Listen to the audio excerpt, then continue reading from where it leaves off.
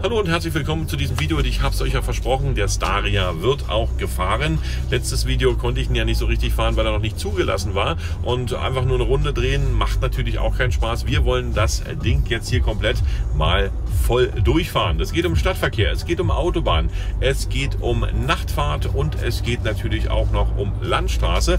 Und überall da soll er sich beweisen bzw. zeigen, was er so drauf hat. Und das machen wir jetzt in diesem Video. Ich wünsche euch viel Spaß beim Anschauen.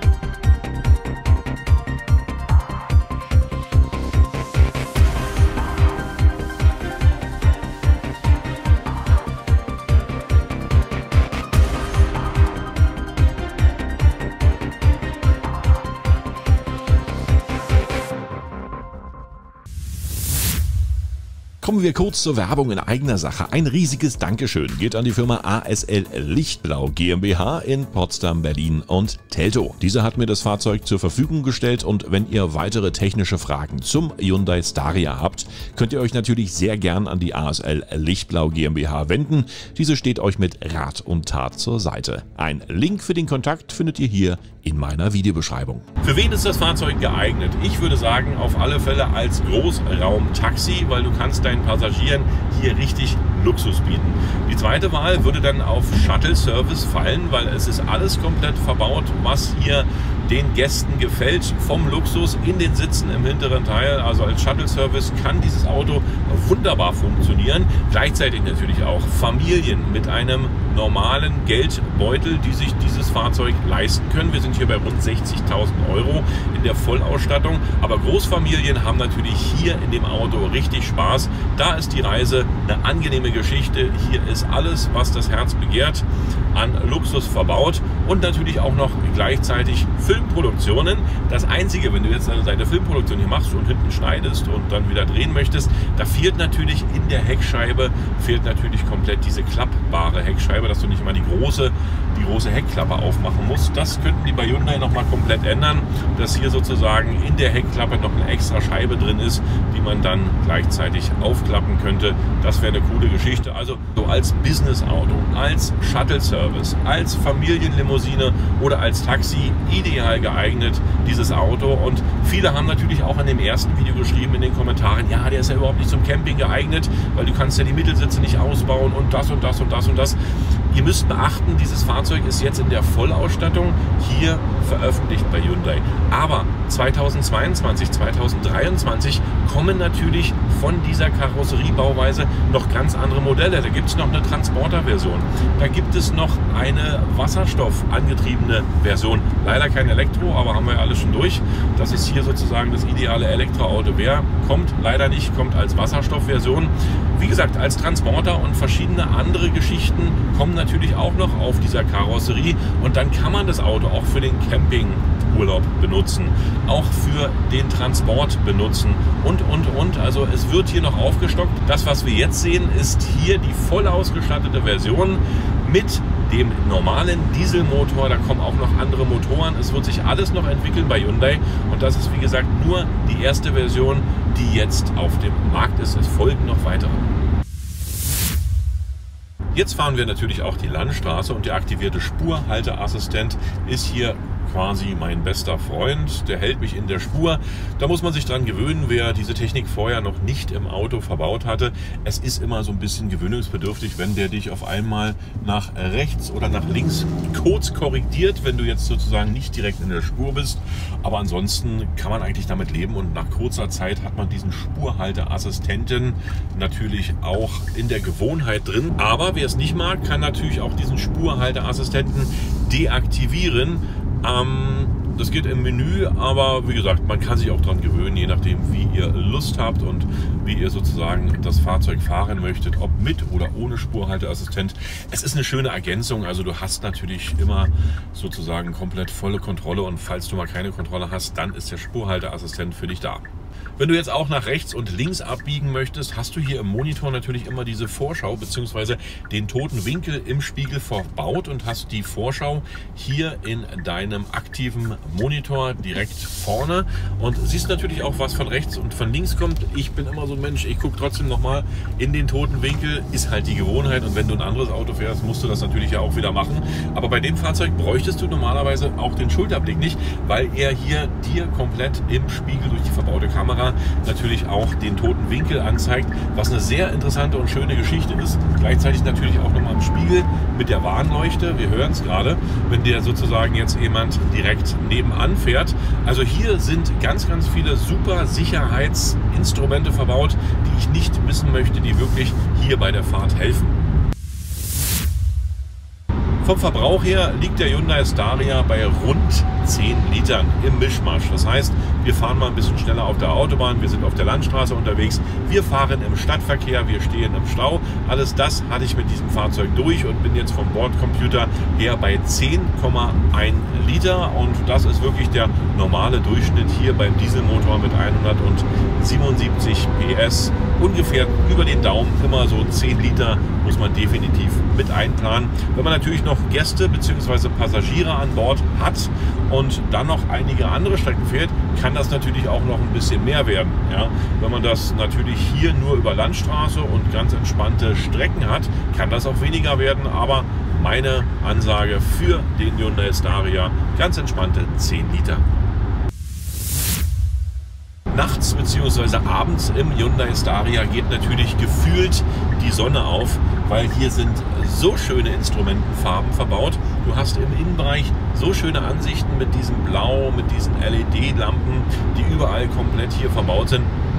Da gibt es eigentlich geschmacklich überhaupt nichts zu meckern. Auch vom Bedienteil, was sich dann sozusagen an die Helligkeit anpasst. Sehr schön geregelt. Die Tasten sind absolut super ausgeleuchtet. Die Farben sind schön im Monitor und es ist auch nicht zu grell im Auge. Aber du erkennst immer noch was. Also der Nachtmodus hier beim Hyundai Staria, alle Ehre, sehr schön. Da kann man wirklich alles finden und du hast das Gefühl, das nervt dich nicht. Das ist einfach nur zu deiner Unterstützung da und sieht wirklich sehr angenehm aus in der Nacht. Jetzt fahren wir mit dem Staria natürlich auch noch Autobahn. Ganz interessante Geschichte, denn der Staria fährt natürlich mit seinen 177 PS ganz entspannt und ganz freundlich vor sich hin. Jetzt kann man natürlich auch mit dem Auto kein Rennen gewinnen, aber es reicht auf der Autobahn, um von der Einviertelspur direkt auf die Bahn zu gelangen, ein bisschen Gas zu geben. Er zieht gut an.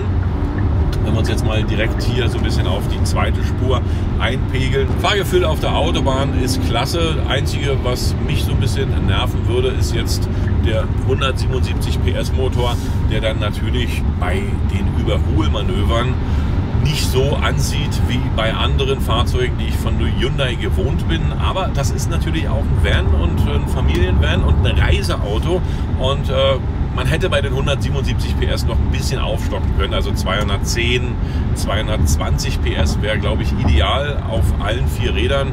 Ist eine unwahrscheinlich schöne Sicherheit, auch beim Anzug, dass du dann noch mal ein bisschen vorwärts kommst.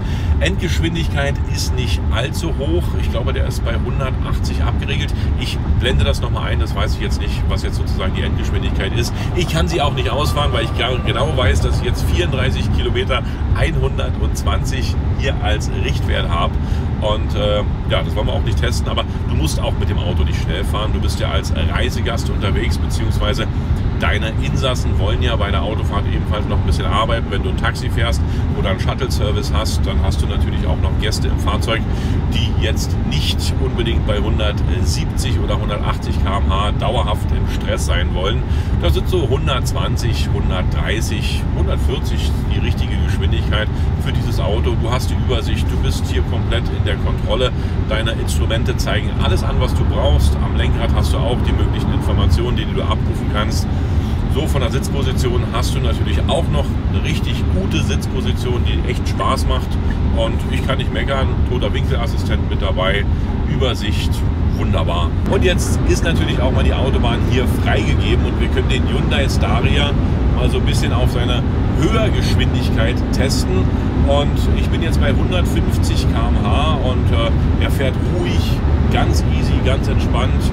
Und du hast hier wirklich kaum Probleme mit der Geschwindigkeit, auch nicht mit irgendwelchen Windgeschwindigkeiten, beziehungsweise windanfällig ist er im Moment nicht. Du hast natürlich auch nicht viel Wind, aber so bei 150 km/h saubere Geschichte. Also er fährt ganz entspannt und easy und wir gucken mal, ob wir vielleicht noch ein bisschen schneller fahren können mit dem Fahrzeug. Also 150, von 150 bewegt er sich so ganz langsam aufwärts. Also da passiert dann auch nicht mehr so viel in Sachen Anzug. Wir sind jetzt bei 160 km/h, knapp 165 km/h, 166 km/h. Ja, ich sag mal, der pendelt sich bei 170 km/h ein. Das reicht dann aber auch schon. Also 170 km/h bei der Höhe und mit der Stabilität hier und so weiter und so fort. Also ab 165, naja, also ich fühle mich so bei 150 noch sicher, bei 170, die wir jetzt fahren, oder knapp 170, ist es nicht mehr so mein Fall. Also ja, 170 geht mit dem Fahrzeug, aber 150 als Reisegeschwindigkeit ist dann doch schon effektiv besser. Also Autobahnverhalten sehr gut hier vom Hyundai Staria. Er wackelt auch nicht, er liegt gut in der Spur. Man kann da sozusagen in seinen Fahreigenschaften hier nicht komplett meckern. Das ist eine gute Geschichte, gefällt mir sehr gut. Ganz interessant natürlich auch die Automatik. Wenn man sich so die Automatik anschaut, dann finde ich das schön, dass es hier keinen Schalthebel mehr im Auto gibt, der verbaut ist. Hier direkt in der Automatik hast du nur noch Tastensysteme, ähnlich wie im Elektroauto, in dem du sozusagen entweder rückwärts fährst oder vorwärts fährst, den Leerlauf hast oder die Parkposition. Ist eine richtig schöne Sache. Also ich finde, das ist richtig gut gemacht und nimmt dir auch keinen Platz weg. Du hast deine Freiheit hier unter der Mittelkonsole. Du bist einfach ja, der Tastendrücker und nicht mehr der Schalter. Also vom Schalten hat das alles nicht mehr so viel. Und ich finde es eine gute Weiterentwicklung. Also das könnte von mir aus in jedem Pkw mit Automatik kommen. Ist eine sehr schöne Geschichte. Einfach nur drücken und schon bist du unterwegs. Das wird dir hier sozusagen dann nochmal durch die Tasten verstärkt. Je nachdem, wo du gedrückt hast und in welchem Modus du dich befindest, leuchtet natürlich dieser Modus auch rot, sodass du immer Bescheid weißt, was du gedrückt hast oder was du halt gerade nicht gedrückt hast. Schöne Geschichte. Haben sie gut gemacht bei Hyundai. Gibt es ein dickes Lob für diese wunderbare Automatik. Ich hoffe, ich konnte euch die meisten Fragen hier in meinem Video beantworten. Wer jetzt noch Fragen haben sollte zum Hyundai Staria, der kann die natürlich gern direkt hier in meine Kommentare schreiben. Und wenn ich sie beantworten kann, dann mache ich das natürlich gern. Ansonsten war es das. Gebt mir gern ein Like, ein Abo oder einen freundlichen Kommentar hier unter meinem Video. Wir sehen uns sehr gerne bis zum nächsten Video und damit tschüss, bye bye und winke, winke.